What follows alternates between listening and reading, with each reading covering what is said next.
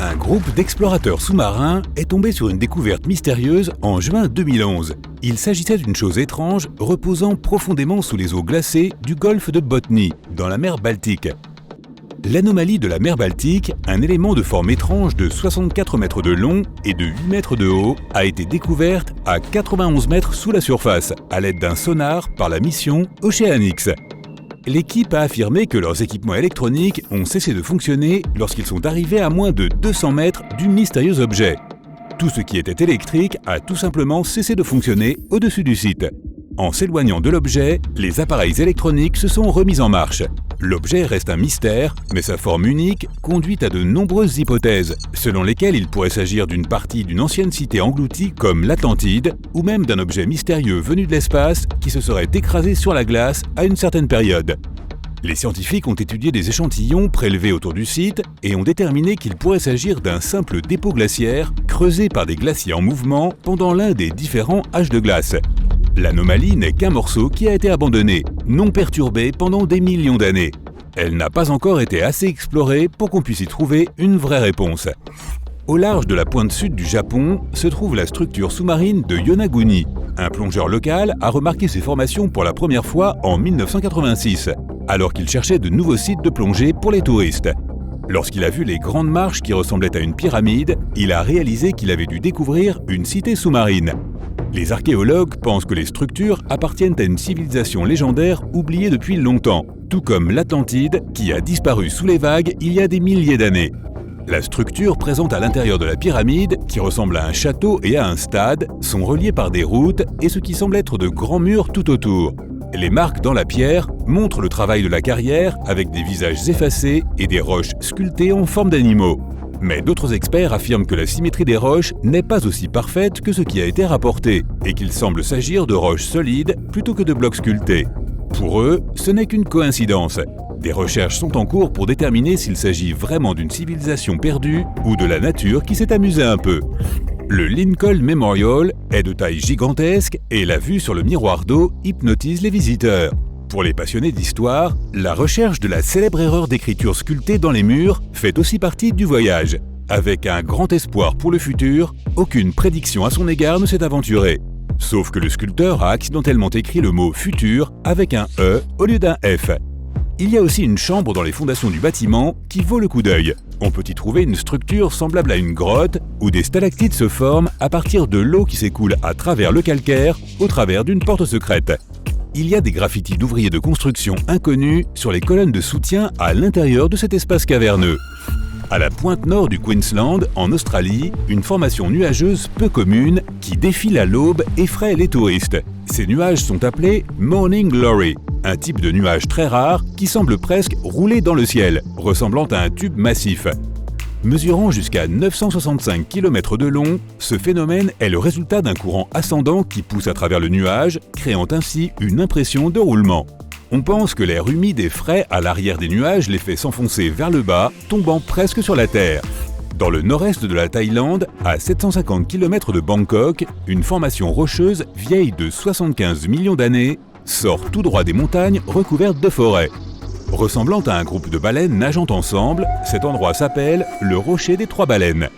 Il y a des millions d'années, cette région n'était qu'un désert, mais les preuves archéologiques de la période du Crétacé, à l'époque des tyrannosaures et des tricératops, montrent que la Terre a changé de façon spectaculaire à cette époque. On pense que les montagnes de grès ont été soulevées par la tectonique des plaques et l'érosion causée par le fleuve Mékong. Cela a donné lieu à ces formations rocheuses aux motifs étranges qui ressortent aujourd'hui. Si tu es prêt à faire une randonnée sur ce réseau de sentiers, tu pourras atteindre l'endroit et trouver des cascades ainsi qu'une grande variété de plantes et d'animaux. Du haut de ces énormes monolithes, les plages du Mékong, les montagnes et les forêts s'étendent à perte de vue dans toutes les directions. L'un des livres qui a fait le plus parler de lui au XXe siècle était un texte ancien que personne ne pouvait lire. Le manuscrit de Voynich a été découvert en 1912 et demeure à ce jour le livre le plus mystérieux de la planète. Il semble qu'il recèle de nombreux secrets sur notre monde. L'écriture qui recouvre ces pages est d'une langue ou d'un code inconnu. Il est richement illustré d'images étranges, d'objets inconnus et de symboles du zodiaque.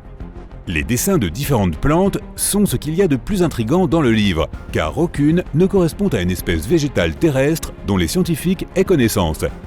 Un professeur de linguistique appliquée en Angleterre a affirmé avoir déchiffré certains des caractères du livre, mais pour l'instant, tout est encore inintelligible. Les éclairs de méduse sont des décharges électriques situées très haut dans l'atmosphère terrestre. Elles sont associées à de puissants orages, mais ce ne sont pas les mêmes nuages qui nous donnent de la pluie. Ces éclairs se produisent à une altitude de 50 à 80 km dans la mésosphère. Les lumières artificielles de la nuit rendent beaucoup plus difficile l'observation de ces éclairs de faible intensité, mais ils peuvent avoir une largeur de plus de 48 km. Ces éclairs rouges sont un type de plasma froid déchargé au-dessus d'un nuage d'orage qui devient rouge avec l'azote de l'atmosphère. Il fonctionne comme un équilibre des charges de foudre entre les nuages d'orage et le sol en dessous. Lorsque des températures glaciales ont frappé les vergers du Michigan, les leftos se sont réveillés avec des sculptures de glace inhabituelles accrochées aux branches des arbres. Des pommes de glace parfaitement formées qui ont été baptisées pommes fantômes. Il est très rare d'en trouver une, car tout doit être parfait pour que cela se produise et il doit faire un froid glacial. Ce phénomène météorologique rare fait que les pommes gèlent sur la branche, la pluie recouvrant les pommes d'une fine couche de glace. Les pommes dégèlent ensuite et s'écoulent comme de la compote, ne laissant derrière elles qu'une belle enveloppe de glace. La Gateway Arch, dans la ville de Saint-Louis, est comme un retour dans le temps. Ce que la plupart des visiteurs ignorent, c'est que l'arche donne un aperçu de l'époque de sa construction. L'arche est le plus haut monument national des États-Unis, avec une hauteur et une largeur de 192 mètres. Elle a été construite pour résister aux tremblements de terre et aux vents violents et peut osciller de 2,5 à 45 cm dans un vent à 32 km à l'heure. Elle contient aussi les histoires de plus de 700 000 personnes de Saint-Louis conservées dans une capsule temporelle qui a été soudée. Dans toute région montagneuse couverte de neige, comme les Alpes ou les montagnes rocheuses, le vent, la température, la neige, la glace et l'humidité travaillent de concert pour nous donner à voir les anneaux phénoménaux connus sous le nom de rouleaux de neige.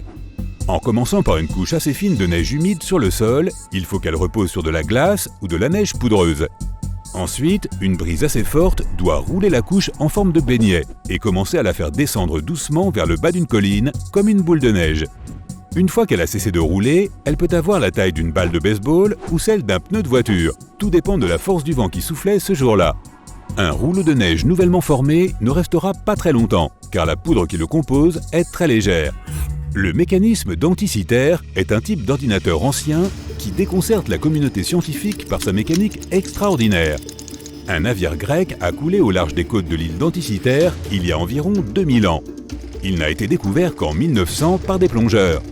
Les archéologues ont commencé à trier les artefacts récupérés dans l'épave quand ils sont tombés sur un objet qui ne semblait pas correspondre à l'époque de sa création.